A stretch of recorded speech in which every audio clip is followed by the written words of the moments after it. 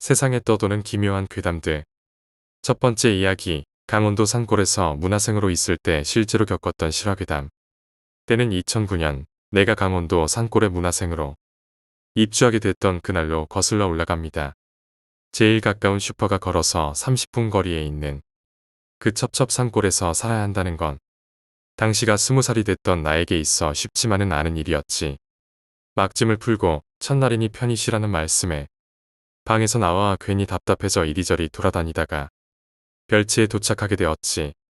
새하얗게 사방은 눈이었고 어디선가 풍경 소리가 들려오는 것 같았고 지나다니는 사람 하나 없이 바람에 스치는 나무 소리뿐인 그 적막한 한가운데를 아직도 잊을 수가 없어. 콘크리트로 된 본체와는 달리 나무로 지어진 별채 기둥에 기대서 별채 주위를 빙글빙글 돌고 있었지.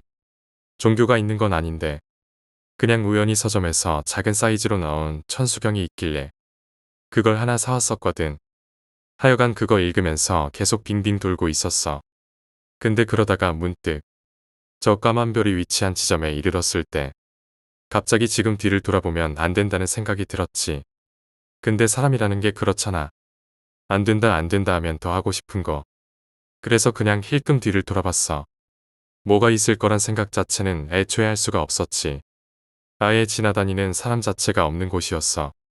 근데 뒤를 돌아본 그곳에는 새하얗게 털이 북실북실한 백호 한 마리가 있었지.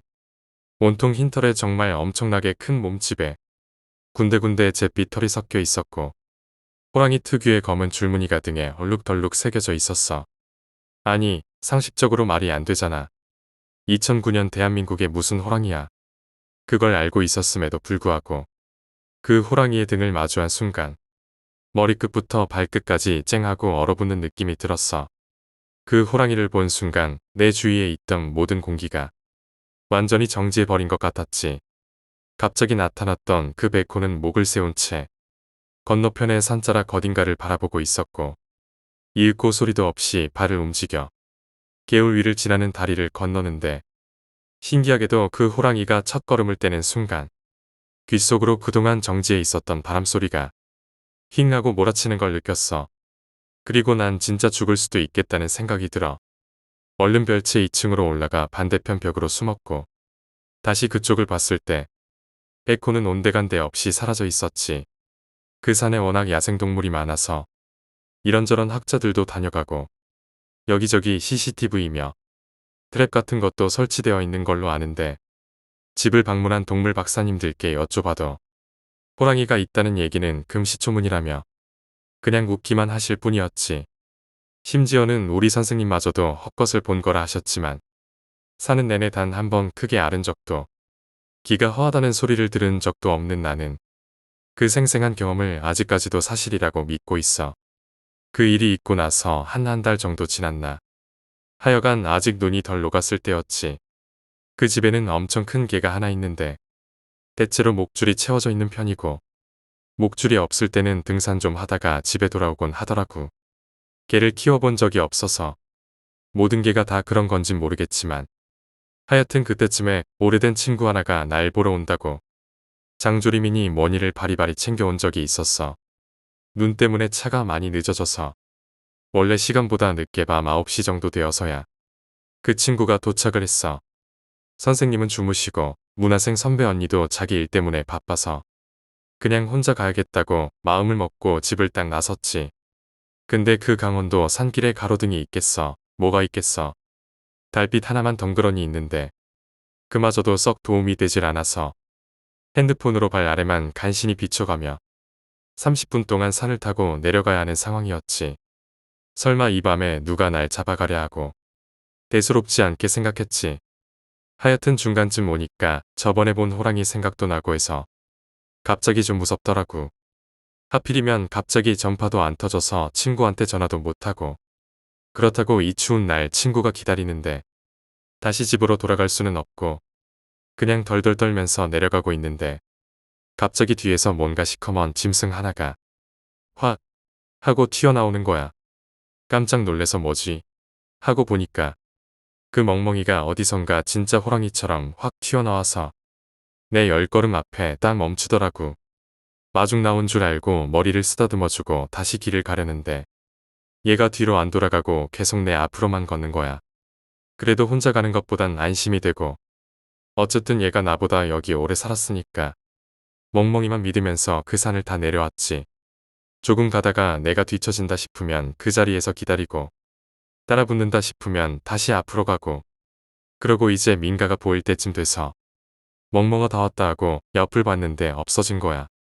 솔직히 언제 없어졌는지도 모르겠어. 하여간 이 자식이 기특하게 내가 산에서 내려오는 길을 봐주러 왔구나 싶어서 기분 좋게 친구랑 닭 먹고 친구 숙소를 잡아주고 밤새도록 순대국밥 먹으면서 얘기하다가 나를 꼴딱 새버렸지. 그래서 근처 가게에서 멍멍이 주려고 참치를 한 캔 사서 다시 집에 올라왔는데 그 멍멍이를 본 순간 깨달았지. 이 멍멍이는 하얀색이네. 어제 그 개는 분명히 까만색이었는데 아무리 어두워도 털 색깔 자체를 혼동할 수는 없는데 그러면 어제 같이 가준 그 멍멍이는 어디서 온 멍멍이일까? 마치 나를 아는 사람처럼 엄청 오래 알고 지낸 사람처럼 따라오던 그 멍멍이는 뭐지? 그게 멍멍이가 맞긴 했나? 잠시 멘붕을 겪다가 그냥 참치를 멍멍이한테 던져주고 내 방으로 쏙 들어왔어. 그 이후로는 별 탈 없이 잘 지내다가 학교로 돌아갈 때가 되어서 하산하긴 했는데 이제와 생각해보니 그 호랑이도 그렇고 그때 날 지켜줬던 까만 멍멍이도 그렇고 그 산의 산신령은 아니었을까 하고 생각하고 있어. 갓 20살 된 여자애가 혼자 집을 떠나 멀리 산골에서 살게 된다니까 보살펴주고 싶으셨나봐. 두 번째 이야기, 할머니가 말해준 본처가 후처를 저주했던 이야기. 우리 할머니는 시골에 사시는데 마을이 크지 않아서 이웃들끼리 잘 알고 지내는 편이야. 우리 할머니가 올해 80이신데 이건 좀 오래된 이야기야. 할머니네 집에 바로 아래 집에 할머니 또래의 어떤 가족이 살았어. 부부랑 자식이 셋인가 그랬는데 남자가 바람이 난 거야. 바람 상대는 읍내의 술집 여자였다고 해. 할머니 말씀으로는 상을 젓가락으로 치며 노는 여자였다고 하셨어. 그 여자도 이 남자가 유부남인 거 알고 있었고 자식이 있는 것까지도 알고 있었다는데 어쨌든 둘이 바람이 나서 읍내에다가 살림을 차렸지. 본처는 처음에는 몰랐는데 남자가 아예 집에 들어오지 않기 시작하면서 소문이 나면서 다 알게 되었대. 처음에는 사정도 해보고 화도 내보고 애들은 어쩌냐고 어르기도 해보고 그랬는데 남자가 굉장히 지주 있게 그 여자는 못 버리겠다고 하면서 두 집 살림을 시작한 거지. 물론 후처 쪽에 있는 시간이 더 많았다나 봐. 후처하고도 애를 낳았고 게다가 후처는 굉장히 당당했대. 그러니까 본처분은 아주 속이 문드러져 갔지. 그러다가 본처분이 자살을 했나 화병이 났나. 할머니가 이 부분은 잘 기억이 나지 않으신다던데. 아무튼 40대 초반에 일찍 돌아가셨어. 그 자식들은 우리 엄마 또래인데 지금도 그 마을에서 잘 산대. 근데 내가 듣고 무서웠던 건 뻔한 얘기일 수도 있는데 저분이 돌아가시고 나서 후처 사이에서 낳은 자식들이 다 죽었어. 요 근래 하나 남았던 막내가 죽으면서 하나도 남지 않게 됐고 지금은 그 후처도 혼자 쓸쓸히 산다더라고. 50대가 되기 전에 셋 다 죽는다는 게 흔한 일은 아니지 않니? 자식은 셋이었는데 첫째 아들은 간질을 앓다가 죽었고 딸은 자살, 그리고 막내 아들은 농기계 사고로 죽었대. 특히 저 최근에 사고로 죽은 막내 아들은 왜 거기서 그렇게 사고가 났지? 이 생각이 드는 사고였대. 너무 뻔한 스토리고 우연일 수도 있는데 정말 본부인이 죽고 나서 자식들이 저렇게 되었다고 하니까 무섭긴 하더라고. 진짜 위에서 저주하나 싶고 하늘이 벌을 내린 건가도 싶고 아직도 할머니네 마을에서는 조강지처가 저주를 내린 거라고 수군대더라고. 세 번째 이야기, 학교의 남자. 내가 학교 다닐 때 우리 선배 중에 여자 선배가 하나 있었어. 대학원 다니는데 그 건물이 빙빙 돌 수 있게 되어 있는 구조인데 연구실이 그 건물에 있었어.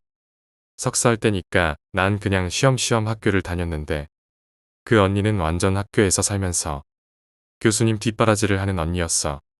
박사 선배들이 다 졸업하고 그 언니랑 나랑만 석사 말년이었거든. 나는 6시면 자동 퇴근을 했지만 그 언니는 밤새도록 교수님 연구를 도와드리면서 잠도 학교에서 자고 그랬거든. 근데 어느 날부터 언니가 자기가 운동을 한다는 거야. 대학원 다니고 나서부터 연구실에만 계속 있었더니 살찐다고 하면서 말이지. 근데 이 언니가 진짜 앉아서 공부나 할 줄 알았지. 절대로 운동하거나 그럴 사람이 아니거든. 그런데 운동을 밤에 한다는 거야. 그래서 내가 그 건물에서요? 라고 물어보니깐 언니가 하는 말이 자기가 건물을 밤에 뱅글뱅글 돈다는 거야. 그 건물이 좀 커서 한 바퀴 다 돌려면 10분은 걸리지 않을까? 잘은 모르겠는데 한 5바퀴 정도. 밤에 빠르게 돈다고 하더라고. 중간에 계단도 하나 있고 말이지. 생각해보면 나쁜 생각은 아닌 것 같아서 그냥 잘 하라고 하고 말았지. 막 불이 꺼져 있다거나 그런 건 아니니까. 밤 12시까지 모든 층에 계속 불이 켜져 있어. 근데 2, 3일 정도 지났나? 울면서 전화가 온 거야. 네가 오던지 누구 좀 불러달라고 했지.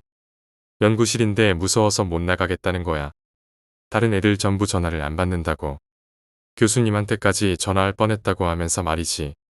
나는 집이 안양이라 학교까지는 절대 갈 수 없는 상황이었고. 밤 한 11시쯤 됐나. 지하에 동아리실이라 애들 아직 다 집에 안 갔을 텐데. 내려가 보면 사람이 있을 거라고 하니까 소리를 막 지르길래. 하여튼 알았다고 한 다음에 다른 애들한테 전화를 했지. 그래서 결국 근처에 기숙사 사는 여자 후배가 연구실에 올라갔는데 그 언니가 그 좁은 연구실에 주저앉아 있더래. 후배는 뭣도 모르고 언니를 부르는데 이 언니는 대답을 안 하고 있었지.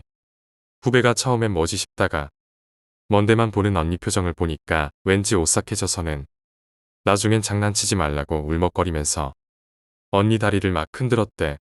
그러니까 그제서야 언니가 소리를 지르더니 뭐야 이런 표정으로 후배를 내려다 보더라는 거야. 그냥 딱 내가 홀렸었구나 하는 표정이더래. 그걸 보고 후배도 소리 지르고 결국 둘이서 손잡고 연구실 문을 박차고 뛰어서 계단을 내려왔다나 봐. 건물을 빠져나오니까 언니는 바닥에 주저앉아서 울고 후배는 영문도 모르고 따라 울고 집에서 전화 받는 나만 어리벙벙한 거지.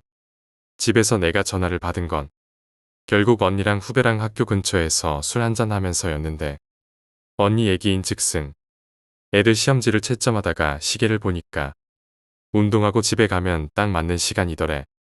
보름 정도 하면서 조금은 감량의 효과를 보고 있었던 터라. 그래서 연구실에서 나와서 걷는데 저 앞에 웬 남자가 걸어가고 있더라는 거야. 그래서 이 시간에도 안 가는 사람이 있구나. 나처럼 연구실 소속인가 라고 생각하는데 그냥 그 뒷모습을 보면서 같이 걸었다는 거야. 그러고 나서 남자가 모퉁이를 돌고 그 다음에 언니가 다시 모퉁이를 돌았는데 그 남자가 다시 그 앞에 걸어가고 있더라는 거야. 그래서 이 남자도 나처럼 운동을 하는 건가 하는 생각도 들고 좀 멀리서 희미하게 무슨 말을 하는 것 같기도 해서 전화하면서 그냥 걷고 있는가 보다 싶더래. 그래도 다 큰 처녀가 걷는데 풍채 좋은 외간 남자가 앞에서 걷고 있으니까 괜히 좋으면서 좀 더 빨리 걷게 되더래. 그러니까 이 언니는 이몽룡의 얼굴을 확인하고 싶은 것처럼 뒤따라 걸었다는 거야. 근데도 왠지 더 멀어지면서 안 따라잡히더라는 거야. 건물을 돌고 돌고 하는데 중간에 계단이 있는데도 있거든. 언니가 계단도 내려가려고 보면 남자는 벌써 올라가 있곤. 나중엔 남자가 자기보다 얼마나 빨리 걷는지 결국 남자를 놓쳤대. 결국 그 남자가 저 멀리서 모퉁이를 돌니까 언니도 포기하고 멈춰섰는데 얼마나 빠르게 걷고 있었는지 다리가 후들후들 거리더래. 무슨 경보하는 사람처럼 남자를 쫓아간 거지. 숨을 고르고 있는데 생각해보니까 그 남자가 키는 컸지만 그렇게 빠르게 걷는 사람은 아니었다는 생각이 들더라고. 어쨌든 좀 오싹하긴 했지만 그래도 그때까지는 상황 파악이 안 돼서 그냥 놓쳤다 보다고 생각하고는 보통 때처럼 천천히 걷기로 했대. 그때부터 홀린 것 같다고 하더라고. 평소에는 5바퀴만 돌았는데 그날은 10바퀴를 돌았는데도 그만해야겠다는 생각이 안 들더래. 숨이 차서 헉헉거리고 다리가 후들거리는데도 진짜 선수처럼 걸었다고 하더라고. 그런데 뒤에서 그런 소리 있잖아. 남자가 무슨 통화를 하는지 중얼거리는 소리 났다고. 근데 그 소리가 빨라지면서 모퉁이 건너편 쪽에서 뭔가 다가오고 있다는 걸 알 수 있게 되었다는 거야. 갑자기 앞에서 모퉁이 도는 사람이 뒤에서 쫓아오고 있다고 생각하니까 겁이 나더래. 사람이 아니라는 생각이 그때부터 들기 시작했고 그래서 막 전력 질주해서 제일 가까운 화장실로 들어갔대. 그냥 화장실 문을 닫고 벽에 붙어서 가만히 있는데 바깥에서 중얼거리는 소리가 났다가 휙 스치더래. 뭔가 화장실 앞을 지나간 거지. 근데 그 다음에 뭔가 또 지나가고 조금 있다가 또 지나가고 근데 그게 더 점점 빨라지는 것 같은 느낌인 거 있잖아. 처음엔 3분에 한 번꼴로 지나가다가 그 후엔 2분에 한 번씩 다시 1분에 한 번씩 그러면서 그 남자가 하는 말이 막 들리더래. 작은 소리긴 한데 끊어지는 말이 들리다가 나중엔 보고 싶다고 누구 이름을 부르면서 그렇게 보고 싶다고 그러더래. 보고 싶다. 누구야 보고 싶다. 이렇게 말이지. 점점 목소리는 커지는데 언니가 이게 산 목소리가 아니고 죽은 목소리라는 걸 알게 되니까 무슨 저승사자가 부르러 온 것보다 더 무섭더래. 언니는 그 화장실 안에서 빠져나오지도 못하고 화장실 안도 무섭고 바깥도 무서우니까 애들한테 전화를 하기 시작한 거야. 근데 다들 안 받는 거지. 눈물이 막 줄줄 나는데 그 건물을 빙글빙글 도는 그 빠른 발자국 소리가 미친 듯이 나니까 언니가 화장실 안에 있는 창문으로 뛰어내리고 싶다는 생각까지 들더래. 그러는 와중에 어떤 애가 언니 부재중 통화를 보고 전화를 건 거야. 그러니까 큰 소리로 전화벨이 울리잖아. 바깥에 그 소리가 멈추더래. 근데 전화를 받을 수가 없더라는 거야. 전화벨이 끊기면 그 소리가 다시 날까 봐서였지. 결국 전화벨은 끊겼는데 바깥은 조용하더래. 그러니까 눈물이 점점 멈추면서 빨리 여기를 나가야겠다는 생각이 들더라는 거야. 문을 확 잡아당기니까 복도에는 아무도 없었어. 그래서 언니는 달렸지. 연구실이 중앙 계단 앞쪽이라서 그냥 연구실 쪽으로 달렸대. 근데 너무 무서우니까 다리가 말을 듣지 않았다고 하더라고. 그래서 다리가 꼬여서 연구실 앞에서 넘어졌는데 갑자기 누가 뒤에서 여자 이름을 부르면서 보고 싶다라고 그러더래. 그러면서 발자국 소리가 자기 앞을 지나쳐서 가는 것처럼 들렸다는 거야. 언니는 거의 기다시피 해서 연구실로 들어갔고 문을 쿵 닫고 거기 그렇게 계속 여자 후배가 올 때까지 계속 주저앉아 있었던 거야. 언니는 한 2분 정도 지났다고 생각했는데 그 후배가 연구실 문을 열었던 건 언니가 전화 오고 나서 거의 1시간 후였으니 지금은 석사가 끝났지만 가끔씩 학교 가면 그 생각이 나. 그 남자는 누굴 그렇게 보고 싶다고 찾은 것일까? 네 번째 이야기, 귀신 보는 일병. 군 시절 자대 배치를 받아가니 석 달 위 고참 중 한 명의 눈빛이 이상하더군요. 신 내린 사람들은 눈빛으로 표가 나는데 딱 그런 눈을 가지고 있었습니다. 보자마자 저 인간 신 내렸네 라고 바로 알 수 있었어요. 그런 부분과 상관없이 사람은 착하고 좋은 사람이었습니다. 신경 쓰지 않고 지내다 보니 꽤 친해졌었죠. 시간이 지나 제가 병장 2호봉 즈음 내무반에 뜬금없이 동전 귀신이 유행했습니다. 아시는 분들도 있겠지만 달력 뒷판을 뜯고 자음과 모음을 써놓고 숫자도 쓰고 예스와 노우도 써놓고 3명이 빙 둘러앉아 손가락을 동전 위에 나란히 얹어놓고 귀신을 부르면 동전이 자기가 알아서 스르륵 움직이는 그런 형태의 놀이였죠. 지금 생각하니 우습네요. 다 큰 혈기에 왕성한 남자들이 둘러앉아 그 짓이나 하고 있었다니. 고참 하나가 재밌는 놀이 하나를 배워왔다고. 한번 시작한 뒤 내무반에서 유행하게 됐습니다. 아까 말한 신 내린 것 같다는 고참이 한 병장이었는데 자기도 손가락 올리는 3명 중에 껴서 하겠다는 걸 제가 말렸습니다. 그거 하지 마십시오. 느낌이 안 좋습니다. 그냥 구경이나 하는 게 좋을 것 같습니다. 저도 잘 모르지만 왠지 그 고참이 하면 안 될 것 같다는 생각이 들어 그렇게 말했습니다. 제가 말리자 안 하더군요. 그러던 어느 날 제가 야근을 마치고 11시경 내무반에 올라가자 또 동전 귀신 놀이를 하고 있었습니다. 불도 다 끄고 촛불 하나 켜놓고 3명이 동전 위에 손가락을 올려놓고 나머지는 그 주위에 빙 둘러서 구경하고 있고 속으로 또 시작이네 라고 생각하고 있는데 다른 날과 공기가 좀 다릅니다. 보통 때는 귀신한테 질문하면서 키득거리기도 하고 장난도 치고 그런 분위기였는데 그날은 왠지 다들 표정이 싸하게 굳어 있더라고요. 오늘은 왜 저래? 라는 생각으로 그 판을 들여다보니 한 병장이 그 판에 손가락을 얹고 끼어 있는 겁니다. 속으로 저 인간은 저런 거 하면 안 되는데 라고 생각했었죠. 그때 다른 질문자 하나가 혹시 여기 당신이 따라다니는 사람이 있습니까? 라고 물으니 동전이 내라고 써놓은 방향으로 움직입니다. 저도 분위기에 압도되어 환복도 하지 않고 옆에 서서 구경하기 시작했습니다. 원혼 때문에 따라다니는 건가요? 라고 묻자 아니랍니다. 그러더니 동전이 자음과 모음을 부지런히 움직이더니 사랑이라는 글자 조합을 오갑니다. 누군지 말해주실 수 있나요? 라고 묻자 동전이 움직이더니 한이라는 조합을 만듭니다. 우리 시선은 일제히 한 병장에게 쏠렸고 한 병장의 얼굴은 새하얗게 변하기 시작했습니다. 그 상태로 잠시 침묵이 흐를 때 눈치 없던 고참 하나가 말했습니다. 난 당신의 존재를 못 믿겠는데 혹시 당신의 모습을 보여주거나 증명해 주실 수 있나요? 이렇게 말해버리고 맙니다. 그 말이 끝남과 동시에 우리는 모두 토끼 눈이 되어 그 고참을 원망 어린 눈초리로 바라보고 있었고 어떤 고참이 그 질문을 한 고참에게 미친 새끼야라고 욕을 했습니다. 그렇게 잠시 고고한 공포가 흐르는 침묵이 지속되고 있었는데 갑자기 건너편 침상 쪽에서 뭔가가 후두둑하고 떨어집니다. 다음날 행사가 있어서 투입되는 인원들은 정복을 다림질해서 관물대 앞 옷걸이에 걸어뒀는데 그중 한 벌이 아무 이유도 없이 밑으로 떨어진 겁니다. 주위에 아무도 없었는데 말이죠. 그때 놀라서 소리 지르는 사람도 있고 가관이었습니다. 떨어진 옷을 보니 한 병장의 옷이더군요. 모두 극도의 공포심이 몰려있던 그때 갑자기 한 병장이 세상에 귀신이 어딨어 라며 동전에서 손을 확 떼버립니다. 각자 한마디씩 하며 농담으로 분위기를 삭히자 부풀어 오르던 공포감이 사그러지기 시작했습니다.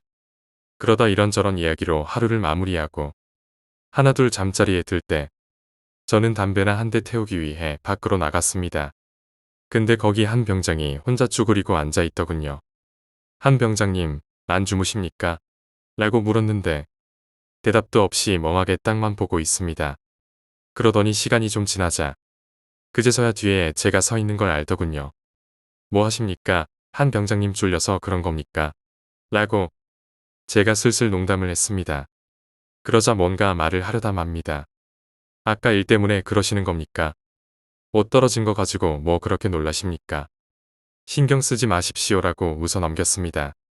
그러자 아니다, 나 들어갈게라며 내무반으로 혼자 들어가더군요. 그날 그렇게 잠자리에 들었는데 새벽에 잠시 잠이 깼습니다. 이상하게 새벽에 잠이 깼는데 바로 잠이 안 오더군요. 자려고 눈을 감고 있는데 어디선가 찰싹하는 소리가 들리는 것 같습니다. 정확한 표현으로 들리는 것 같았습니다. 속으로 이게 무슨 소리지? 잠결에 잘못 들었나? 빨리 자야지. 이런 생각을 하다 문득 실눈을 뜨고 앞을 바라보는데 그때 한 병장 자리가 제 침상 맞은편 쪽이었습니다. 한 병장 머리맡에 어떤 여자가 앉아 한 병장 얼굴을 손으로 찰싹 때리고 있는 겁니다. 어두워서 표정은 보이지 않는데 마치 웃고 있는 얼굴을 한 듯한 느낌도 들고 그러다 저도 기억이 없어요. 사실 그때도 그렇게 생각했고 지금도 그렇고 그때 제가 본 게 꿈이었는지 실제 제가 깨서 본 건지 명확히 말하기 힘듭니다.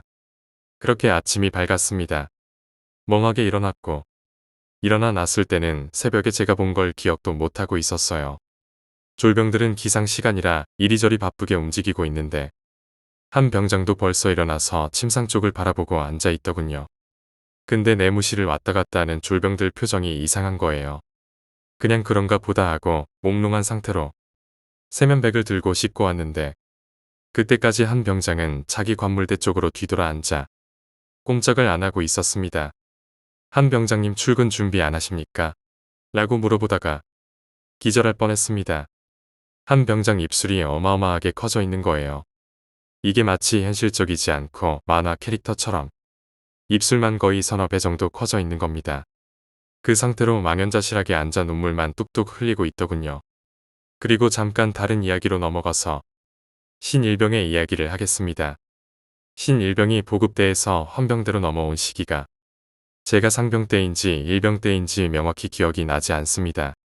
보급대 내 고문관 비슷하게 찍혀있던 녀석은 고참들 앞에서 수술용 메스를 들고 시익 웃은 후에 입을 벌리고 자기 볼에 관통시켰다는 소문이 돌았습니다. 입에서 피가 철철 떨어지는데 웃으며 도망치는 고참들을 따라 쫓아다녔다는 이야기도 들리고요. 웃으며 주삿바늘로 자기 팔을 찍어대며 자해했다는 소문도 있었습니다. 녀석이 점점 골치 아파지자 보급대 대장의 해결책은 헌병대로 전출이었습니다. 녀석의 전출 이야기를 들었을 때 발칵 뒤집혔었죠. 희대의 또라이가 우리 대대로 온다니요. 잔뜩 긴장하고 있단 녀석을 처음 본 날. 의외의 이미지였어요. 작고 마른 데다 군인답지 않은 하얀 피부에 어찌 보면 여성스럽다라 할 수 있는 이미지인데 인광은 번뜩이며 살아있더군요. 나중에 녀석과 친해지고 나서 좀 웃었던 게 소문처럼 그렇게 웃으며 칼을 찔러 넣고 관통시키지는 않았답니다. 그게 말입니다. 고참들이 너무 괴롭히니까 야 좀 먹여보려고 말입니다. 처음 계획은 수수룩 메스를 볼에 찔러 놓고 입까지 쭉 잡아당기려고 했지 말입니다. 의대 다니는 제 친구가 말입니다. 수수룩 메스로 살 찢으면 하나도 안 아프다는 말을 해서 말입니다. 꼬매면 흉터도 안 남는답니다. 그래서 나는 물었죠. 그게 말이 되냐, 칼로 생살을 찢는데 안 아프다는 게 말이 돼? 라고 묻자. 그러게 말입니다. 칼로 볼을 푹 찌르는 순간 너무 아프지 말입니다. 그래서 그냥 뺐습니다. 그리고 저도 생각이 있는 놈인데 관통을 왜 시킵니까? 주사도 친구가 안 아프다 그래서 찔러봤는데 3방 정도 찌르다 말았습니다. 그것도 엄청 아픕니다. 소문이란 게 원래 다 그런 거잖습니까? 그냥 뭐 볼에서 피는 뚝뚝 떨어지지. 저는 미친 놈처럼 웃으면서 내무반을 헤집고 다녔지. 지들이 공포에 질려서 그런 거 아니겠습니까? 그 정도만 해도 이미 충분히 또라이인데 이놈한테 또라이의 기준이 뭔지 처음 전입 왔을 때 다른 고참들이 좀 갈궜던 기억이 나는데 저는 이상하게 녀석에게 호감이 갔습니다. 녀석도 저를 잘 따랐고요. 시간이 지나면서 다른 고참들도 녀석이 생각만큼 또라이가 아니라는 걸 알았고 그냥 무난무난하게 지내게 되었습니다. 나중에 안 사실이지만 녀석이 보급대에서 또라이 짓을 하게 되었던 건 다른 이유가 있었던 거고요. 그러다 녀석이 평범한 사람은 아니구나 하고 느꼈던 계기가 제가 군복무 시절에 공군 참모총장이 헬기를 타고 가다 성남에서 추락하는 사건이 있었습니다. 부대가 비상이 걸려 발칵 뒤집히고 저희 대대에서 수색 나가서 자네나 시신을 찾고 그랬죠. 그날 밤 저희 부대 안에 참모총장 위령소를 세우고 헌병대에서 뻗치기를 들어갔습니다. 그런데 새벽에 소란스러워서 잠이 깨보니 위령소에서 뻗치기 해야 할 2명이 내무반에서 덜덜 떨고 있는 거예요. 내무반에서 난리가 났죠. 위령소 비워두고 있는 걸 당직 사관이 알면 끝장인데 왕고가 잠이 깨서 니네가 왜 여기 있냐고 당장 위령소로 가라니까 2명이 못 가겠답니다. 얘기를 들어보니 2명이 뻗치기를 하다 새벽도 되고 심심하니 이런 얘기 저런 얘기하고 있었는데 갑자기 일병놈이 병장한테 그러더랍니다. 근데 김 병장님 저기 앞에서 걸어다니는 사람 보이십니까? 근데 말해놓고 보니 이상하더래요. 새벽인데다 그 시간에 거길 돌아다닐 수 있는 길도 아니고 당시 사관이 지나갈 거면 무전이 왔을 텐데 아무 연락도 없었고 그러다 원래 움직이면 안 되는데 김 병장이 일병놈 서 있던 자리로 옮겨 바라보니 정말 사람이 걸어오고 있더랍니다. 그러다 갑자기 뒷목이 싸해지고 닭살이 확 올라오는 게 느껴지더래요. 천천히 고개를 돌려 위병소 안으로 고개를 돌리는데 자기들 쪽으로 걸어오는 사람과 똑같이 생긴 사람 얼굴이 영정사진 속에 있더랍니다. 그래서 둘이 소리를 지르고 내무반으로 도망왔대요. 그 얘기를 듣고 난이의 왕고도 당장 나가라는 말을 안 하더군요. 사관 순찰 돌기 전에만 다시 나가라는 말을 했고 어스름하게 날이 밝아올 때쯤 다시 나갔던 걸로 기억합니다. 그 일이 있고 며칠 후였나 밤에 신일병하고 담배를 피다 제가 말한 적이 있습니다. 그거 진짜면 총장님이 억울해서 아직 이승에 머물고 계시나 보다라고 했더니 녀석이 뚱한 표정으로 말합니다. 그거 총장님 아닙니다. 그냥 잡기가 장난친 거라고 생각하시면 됩니다. 총장님은 아닙니다. 라고 대화를 한 적이 있습니다. 그때 더 묻지는 않았는데 이놈이 뭔가 있구나라는 생각을 하게 되는 계기가 되었습니다. 그리고 다시 한 병장 얘기로 돌아가자면 한 병장은 오후 즈음이 되자 얼굴이 원래 상태로 돌아왔습니다. 저녁 무렵이 되자 저도 금방 머릿속에서 잊혀져 갔고요. 그냥 한 병장이 다른 뭔가 알레르기가 있나 보다 정도로 생각하고 넘어갔죠. 그날 제가 사무실에 혼자 남아 야근을 하고 있었습니다. 12시 정도에 정리하고 올라갈 무렵 신일병이 저희 사무실로 들어왔습니다. 너 안 자고 뭐 했냐? 너도 야근했냐? 라고 묻자 예, 저도 이제 올라가려고 말입니다. 라고 대답했습니다. 그래, 그럼 담배나 한 대 피고 올라가자라고 말하고 녀석에게 한 대 주고 저도 불을 붙였습니다. 그러다 갑자기 녀석이 제게 묻습니다. 어제 새벽에 한 병장님 옆에 있던 여자 보시지 않으셨습니까? 5번째 이야기, 지진이 발생하자 귀신이 보였다. 대지진이 발생한 칠레에 귀신이 목격된다. 칠레는 영토 전체가 환태평양 지진대 지역이라 크고 작은 지진과 화산 폭발이 일본만큼 자주 발생한다. 그런데 칠레의 한 뉴스 매체에서 대지진이 발생해 많은 사람들이 한꺼번에 죽은 장소에 밤마다 귀신들이 나타나서 주민들이 공포에 떨고 있다는 뉴스를 보도했다. 귀신이 자주 목격되는 장소는 30명이 한꺼번에 목숨을 잃었던 해변 도시 인근의 다리다. 이곳은 밤마다 그림자처럼 보이는 반투명한 귀신들이 다리를 건너는 행동을 반복하고 있다. 이에 주민들은 억울하게 죽었던 지진 피해자 영혼들이 자신들의 시신을 찾아서 묻어달라고 호소하는 것 같다고 주장했다. 당시 다리 복구 공사를 하고 있던 인부들은 귀신 출몰 지점에 가까이 가면 전자기기가 먹통이 되거나 고장이 난다고 한다. 또한 사람들이 죽은 지역에서 밤마다 어른과 아이들이 우는 소리가 들려 잠을 설치고 있다고 한다. 하지만 지역의 심리학자가 말하기를 주민들이 스트레스를 많이 받아 겪게 되는 정신병의 일종이라며 참사가 발생한 지역에서 많이 나타난다고 주장했다. 칠레에서 계속해서 목격되었던 귀신 소동은 정신병에 의한 해프닝일까 아니면 진짜일까? 6번째 이야기, 마을의 저주. 어린 시절의 이야기다. 지금은 도시에 이사해서 살고 있지만 어릴 적에는 시골 마을 같은 곳에 살았다. 우리 집 뒤에는 산이 있었다. 별로 특별할 것도 없는 그냥 산이었는데 마을에서는 그 산을 저주받은 산이라고 불렀다. 부모님이나 할아버지, 할머니도 절대로 그 산에 가면 안 된다고 나에게 당부했다. 나 역시 산에는 가지 않았다. 아무래도 산에 들어서면 그걸 기점으로 뭔가 안 좋은 일들이 일어난다는 것 같았다.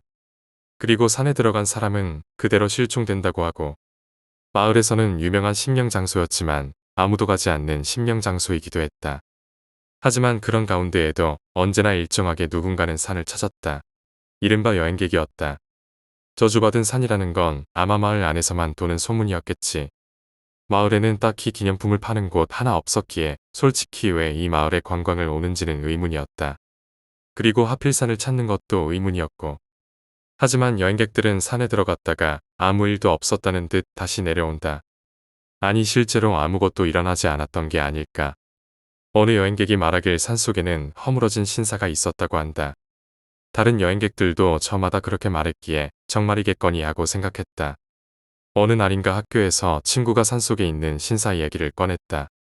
친구는 궁금한 것 같았다.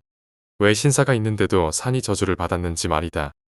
나도 그 말을 들으니 뭔가 이상하다 싶었다.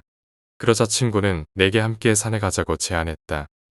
아마 그때 내게 공포심 같은 건 없었던 것 같다. 여행객들이 아무 일도 없었다는 듯 무사히 돌아오는 걸 봤으니까.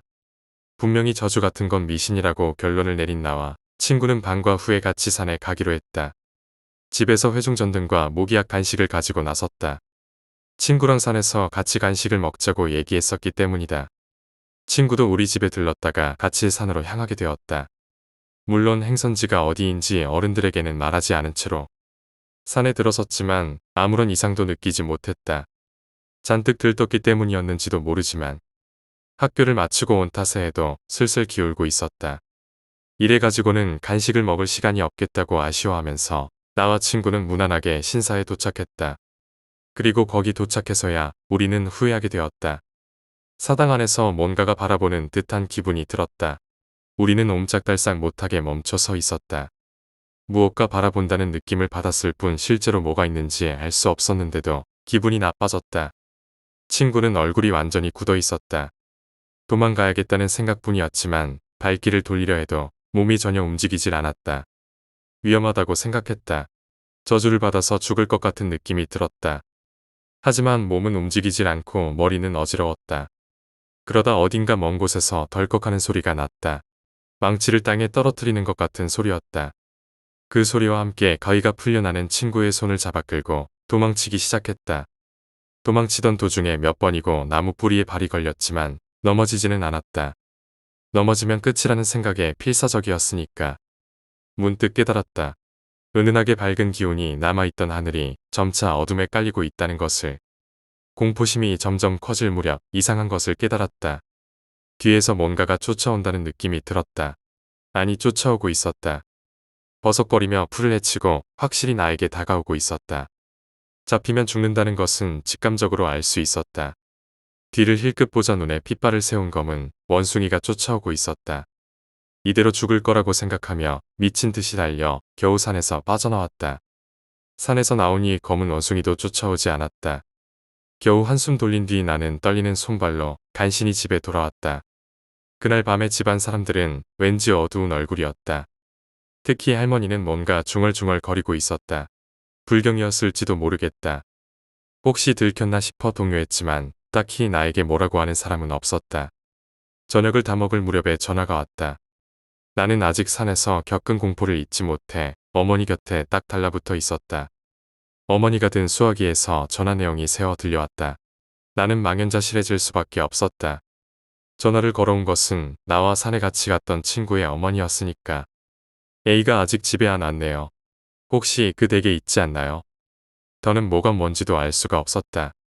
내가 공포에 질려 산을 달려 내려올 때 같이 손을 잡고 있던 친구는 사실 없었던 것이다. 내 바로 곁에 있었던 친구는 산에서 사라진 것이었다. 나는 아무 대답도 하지 못했다. 어머니가 혹시 모르니? 하고 물어봐도 모른다고 대답할 수밖에 없었다. 나는 실로 어마어마한 거짓말쟁이다. 전화는 끊어졌다. 친구의 어머니는 울고 있었다고 한다. 죄책감이 나를 에워쌌다. 거실로 돌아오니 할머니가 나를 노려보기 시작했다. 그리고는 대뜸 산에 갔느냐? 하고 물어보셨다. 나는 어째서인지 고개를 끄덕이고 말았다. 그럴 수밖에 없다는 생각이 들었다. 그러자 할머니는 노인이라고 생각되지 않는 재빠른 몸놀림으로 나에게 달려들었다.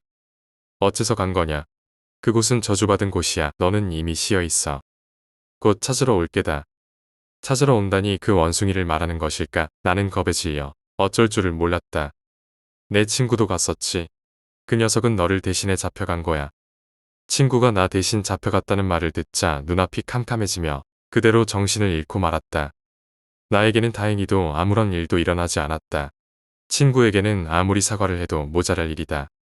저주받은 산 과거에 내가 살던 마을은 식인 마을이었다고 한다. 식인종의 더러운 피를 증오한 나머지 산의 신성한 신사가 저주를 내렸다는 것이다. 할머니의 말에 따르면 오랜 시간이 지났지만 아직도 신사의 저주가 너무 강해서 잦아들지를 않는다고 했다. 그렇기에 저주를 직접 받고 있는 마을 사람들이 산에 오르면 나쁜 일이 일어나는 것이라고. 여행객들이 아무 문제 없이 산을 내려온 것도 그 때문이었던 것이다. 친구는 나를 대신해서 잡혀간 탓에 나는 멀쩡한 것이고 처음부터 저주를 받은 것은 산이 아니라 우리였던 것이다. 그 원숭이 같은 것은 산신인지 무엇인지 정체를 알 수가 없다. 나는 그 이후에는 명절에도 고향을 찾지 않고 있다. 다음에 가면 정말 죽을지도 모르니까. 7번째 이야기, 화장실 괴담. 중학교 때의 이야기이다. 귀신 같은 것과는 별 상관이 없지만 어쩐지 매우 기분 나쁜 사건이었다.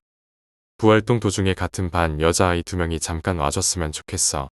라고 말해와서 여러 가지를 생각하며 이야기를 들었더니 부실이 있는 건물에 여자 화장실 문이 하나만 열쇠가 걸려 있는데 노크를 해도 답변이 없어서 조사해주지 않겠냐는 것이었다. 귀찮기는 했지만 일단은 조사해보기로 했다. 여자아이들의 장난일지도 모른다 싶어서 친구 한 명과 같이 갔다. 분명히 문은 잠겨 있었다. 노크를 하고 큰 소리로 외쳐도 대답은 없었다.